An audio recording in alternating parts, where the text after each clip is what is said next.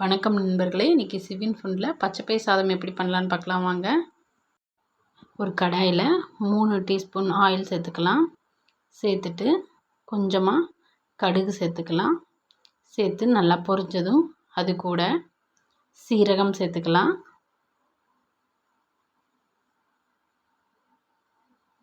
சேர்த்துட்டு சீரகம் பொரிஞ்சதுக்கப்புறமா வெங்காயம், அரை வெங்காயம் கட் பண்ணி வச்சுருக்கேன் உள்ளே சேர்த்துக்கலாம். கருவேப்பிலை ஒரு குத்து சேர்த்துக்கலாம். சேர்த்துட்டு நல்லா ஒரு தடவை வதக்கி விட்டுக்கலாம்.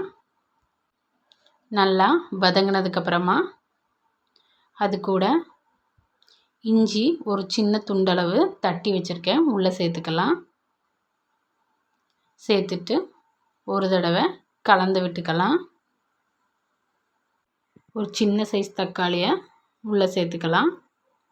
சேர்த்துட்டு நல்லா வதக்கிக்கலாம். வதங்கினதுக்கப்புறமா அது கூட மஞ்சத்தூள், மல்லித்தூள், கொஞ்சம் கரம் மசாலா சேர்த்துக்கலாம். சேர்த்துட்டு பச்சைப்பயிரை முளைக்கட்டி வச்சுருக்கேன் அதை உள்ளே சேர்த்துக்கலாம். சேர்த்துட்டு நல்லா ஒரு தடவை கலந்து விட்டுக்கலாம்.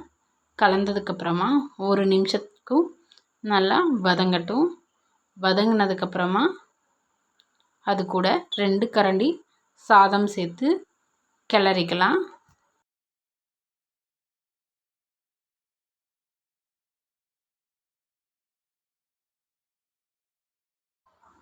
தேவையான அளவு உப்பு சேர்த்து கிளறிக்கலாம்.